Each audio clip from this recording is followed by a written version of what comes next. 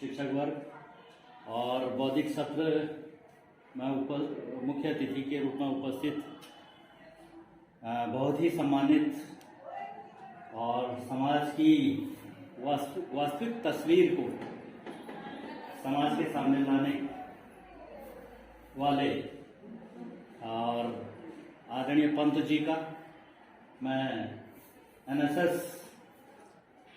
शिविर के जो ये विशेष शिविर है इसके तृतीय दिवस पर जो ये बौद्धिक सत्र है इसमें उनका बहुत बहुत स्वागत और अभिनंदन करता हूँ।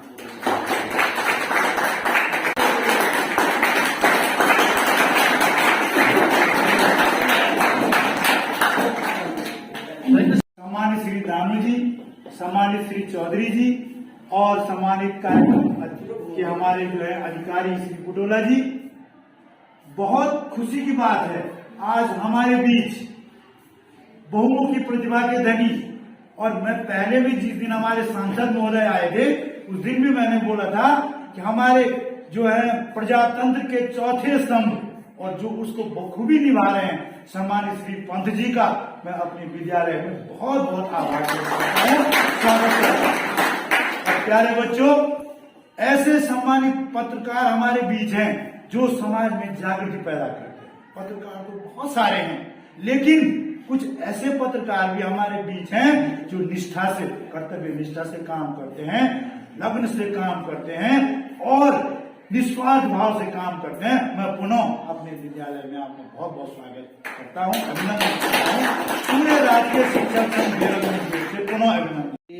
श्री पंत जी, मैं बहुत आभार व्यक्त करता हूँ उनका, उन्होंने हमारे विद्यालय में समय दिया। और अक्सर वो मैं ये बता दूं बच्चों कि उनके पिताजी भी हमारे विभाग में शिक्षक रहे हैं और बहुत मतलब उनको अपने जो उनके संस्कार जो कार्य क्षेत्र है तो उसका बड़ा योगदान है। आप बच्चों के प्रति आपकी बड़ी आत्मीयता है। और मैं कल शाम को भी उनके पास गया था। उनका ये आर्यघर धर्मपुर में ये चैनल का एक ऑफिस है, तो मैं काफी देर बातचीत करता रहा। तो बच्चों देखिए, जो भी कार्य हम करते हैं उसमें एक तो जो आत्मीयता होती है, लगन होती है जो, तो उन्होंने अपने जीवन में बहुत कुछ मैं चैनल पे भी देखता हूँ कि उनका जो है बड़े इंटीरियर में गांव में जा करके किसी की समस्याओं को सुनना और उनकी समस्याओं को जो है गौर करना, उस पर समाधान करना, तो एक बहुत बड़ी बात है ये। जैसे कि उन्होंने बताया भी, देखो कितनी अच्छी बातें तुम लोगों को बताई कि नहीं। तो ऐसे ही नॉलेज बढ़ता है, ऐसे ही ज्ञान जो है हम लोग प्राप्त करते हैं। और सभी चीजों का मैं शुक्रगुजार हूँ पुनः आपका कि आप यहाँ पर आए। तो बच्चों को सीखने का भी देखिए, वो चैनल इतना बड़ा चैनल चला रहे हैं और पूरे उत्तराखंड में जो है उनका अपना एक अस्तित्व है ना। और उन्होंने हमें समय दिया, तो मैं एक बार पंत जी के लिए भाई जोरदार तालियां। तो आप ये ना समझे कि वो केवल यहाँ पर आए और चले गए, ऐसा नहीं है। उनका जो है स्नेह है आप लोगों के लिए, आशीर्वाद है आप लोगों के लिए। और मैं जो है आगे भी चाहूंगा कि ईश्वर जो है उनको इस क्षेत्र में आगे बढ़ाए। और हम लोगों को जो है जो उन्होंने जो बातें आपको बताई उनको हम आत्मसात करें, समझें इस चीज को। देखिए, कहीं पर आगे बढ़ने के लिए कुछ न कुछ तो करना पड़ता है भाई। मेरा नाम ईशा है, मैं कक्षा 11 की छात्रा हूँ और मेरे सामने हमारे क्लास स्कूल के अध्यापक है। सर, आपका नाम? मेरा नाम प्रदीप कुमार चौधरी। सर, आप इतिहास में यहाँ पर प्रवक्ता के रूप में कार्यरत हूँ। सर, आपको हमारे एनएसएस के कैंप में हमारे साथ कैसा लगा? जैसे कि आप बच्चों जानते हैं कि मैं एनएसएस का सहायक प्रभारी भी हूँ यहाँ पे। बुटोला सर हमारे कार्यक्रम अधिकारी हैं, उनके साथ आपको बेहतर कैंप बनाने के लिए मैं प्रयास कर रहा हूँ।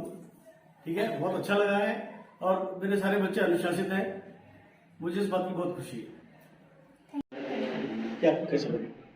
हमारे विद्यालय के प्रधानाचार्य जी, सर आपको हमारे एनएसएस कैंप में हमारे साथ कैसे लगा? बच्चों मैं पहले बहुत शुभकामनाएं देता हूं आपको। जो हमारा ये तीसरा एनएसएस का जो शिविर लगा है, आप लोगों को मैं देख ही रहा हूँ कि बहुत अच्छे ढंग से हमारे जो प्रभारी हैं एनएसएस के श्री बुटोला जी, वो भी यहाँ पर पूरा उनका एक जो है पूरा सहयोग है बच्चों के साथ भी, और बहुत अच्छा लग रहा है। बड़ा अनुशासित आप लोग ये काम कर रहे हो, और आगे जीवन में ये सब चीज़ें काम आएंगी बच्चों। इसका बहुत बेनिफिट है, और सबसे बड़ा बेनिफिट ये है कि हमें आत्मसंतुष्टि मिलती है। जैसे मैं कहता भी आया हूँ कि अगर तुम्हें सुख लेना है क्षणिक, तो वैसे ही काम करना होगा, लेकिन जीवन पर्यंत अगर सुख लेना है तो अपने काम के प्रति जो है प्यार करना पड़ेगा, है ना। अपने काम का प्यार करो कि अपने, मैं यही कहूँगा। आप लोग आगे बढ़ें, उन्नति करें। बहुत बहुत शुभकामनाएं बच्चों आपको। Thank you sir. शुरू से मेरा नाम ईशा है। हमारे राष्ट्रीय सेवा योजना विशेष शिविर के कार्यक्रम प्रभारी सर। मैं राजकीय इंटर कॉलेज नाला पानी का कार्यक्रम अधिकारी यहाँ पे 7 दिवसीय शिविर को आयोजित कर रहा हूँ। इसमें हम सभी लोग किस प्रकार से संस्कार युक्त और नशा मुक्ति से छुटकारा पाना, ड्रग्स से छुटकारा पाना, ये सारे कार्यक्रम आयोजित करते हैं। और छात्रों को जो परिवेश है, लोगों की क्या क्या समस्याएं हैं, उस समस्याओं का समाधान करते हैं। हालांकि कैंप में आयोजित करने में कई समस्याएं होती हैं, परंतु विद्यालय प्रशासन का हमारे साथ पूरा सहयोग रहता है। इसलिए इस समस्याओं को हम अपने स्तर से सॉल्व करने में सक्षम हो जाते हैं। और प्रधानाचार्य जी का और संपूर्ण विद्यालय परिवार का कार्यक्रम को आयोजित करने में सहयोग होता है। और हम बच्चों को बहुत ही अच्छे ढंग से किस प्रकार से संस्कार युक्त बनाया जाए, क्योंकि आजकल हम देखते हैं शादी विवाह में लोगों के अंदर एक जो ऐसी परंपरा चल रही है कि जो मेहंदी परंपरा है, उसमें लोग जैसे नशा आदि का यूज करते हैं। इसको हम बच्चों को ये सिखाते हैं कि किस प्रकार से नशा से मुक्त किया जा सकता है, ड्रग से दूर रह जा सकता है, पॉलीथीन पर्यावरण को कैसे बचाया जा सकता है, और किस प्रकार हमारे परिवेश को अच्छा कर सकते हैं। ये सारी चीज़ों का हम बच्चों को बताते हैं। इसके साथ ही हमारे ट्रेनर भी बार बार यहाँ पे आते रहते हैं, और कई लोग हम यहाँ पे बुलाते हैं ताकि बच्चों को उनका जो चौमुखी विकास हो, ऑलराउंड डेवलपमेंट हो, इसके लिए पूरे 7 दिनों में कार्य करते हैं। इसके लिए सभी लोगों को हम बहुत बहुत धन्यवाद ज्ञापित करते हैं। हमारे विद्यालय के अध्यापक सर, आपको हमारे एनएसएस कैंप में हमारे साथ बैठ के आपको कैसा लग रहा है? बहुत शानदार। आप लोगों का जो ये राष्ट्रीय सेवा योजना का विशेष शिविर यहाँ पर आयोजित हो रहा है, इसके लिए मैं सर्वप्रथम कार्यक्रम अधिकारी आदरणीय बुटोला जी और सभी शिविरार्थियों को बहुत बहुत शुभकामनाएं देता हूं। और आज के इस बौद्धिक सत्र में उपस्थित होकर और आपका अनुशासन देखकर और आपके प्रोजेक्ट वर्क को देखकर और बौद्धिक सत्र से पूर्व आप लोगों ने जो स्वयं ही भोजन तैयार किया था, वह बहुत ही स्वादिष्ट और पोषक था। तो इसके लिए भी आज के भोजनकर्ताओं को भी बहुत बहुत बधाई, शुभकामना। और जो बौद्धिक सत्र होता है, इसमें समाज में जो भी समस्याएं होती हैं या बहुत सारे जो सामाजिक परेशानियां हैं, उन पर चर्चा परिचर्चा की जाती है, और जिससे बच्चे आपस में चर्चा परिचर्चा भी करते हैं। और जो भी बौद्धिक सत्र में यहाँ उपस्थित होता है, आपकी जो भी परीक्षाएँ होती हैं, जो भी जिज्ञासाएँ होती हैं, उसका समाधान होता है। और मैं बहुत अच्छा अनुशासन के लिए आपको बधाई देता हूं, और अच्छे अनुशासन की आप सभी से अपेक्षा करता हूं, और आपके इस शिविर की सफलता की कामना करता हूं। बहुत बहुत धन्यवाद। और मैं कक्षा 11 में पढ़ता हूं। तो आज हमारे स्कूल में हमारे यहाँ मतलब रिपोर्टर साहब आ रखे, तो मैं उनसे कुछ अपने सवाल पूछना चाहता हूं। तो मेरा सबसे पहले सवाल है कि लाइफ में स्ट्रगल क्या ज़रूरी है? देखिए, लाइफ में स्ट्रगल ज़रूरी है। स्ट्रगल किसको बोलते हैं, पहले आपको इसे समझना पड़ेगा। जिसको हमने स्ट्रगल बोला हुआ है, वो एक्चुअल स्ट्रगल नहीं होता, वो ना एक किसी दिशा में बढ़ने के लिए, किसी मंजिल को पाने के लिए एक रास्ता होता है, जिसको हम लोग क्या बोलते थे, स्ट्रगल बोल देते। तो स्ट्रगल एक शब्द ऐसा बना दिया गया कि जिससे हमें डर लगता है। जैसे सपोज आपको घर से स्कूल आना है, तो आपके घर से स्कूल की दूरी 1 किलोमीटर होगी, तो आप उसे स्ट्रगल बोलेंगे या ज़रूरी बोलेंगे? एक डायरेक्शन बोलेंगे? मैं उसको ज़रूरी बोलेंगे। तो आप उसको स्ट्रगल नहीं बोलेंगे, भाई 1 किलोमीटर दूरी है ना आपको, लेकिन स्कूल आकर के आपका क्या होना है, करियर अच्छा होना है, आप अच्छी पढ़ाई करेंगे, ठीक है, बेहतर भविष्य बनाएंगे। तो वो हम लोग क्या करते हैं, उसको स्ट्रगल बोल देते हैं। तो स्ट्रगल नहीं कहूँगा मैं उसे, उसको एक कर्म बोलूँगा कि उसको आपको काम को करना पड़ेगा। तो वो वाकई ही ज़रूरी है। आप तो पहले उसे स्ट्रगल शब्द ना बोलें, उसे एक ज़रूरी शब्द बोलें। क्या मतलब सक्सेस होने के लिए मतलब स्ट्रगल ज़रूरी है? देखिए, वही सवाल आपने दोबारा मेरे से किया कि सक्सेस होने के लिए पहले तो आपको सक्सेस, सफलता को एक आइडेंटिफाई करना पड़ेगा कि सफलता है क्या।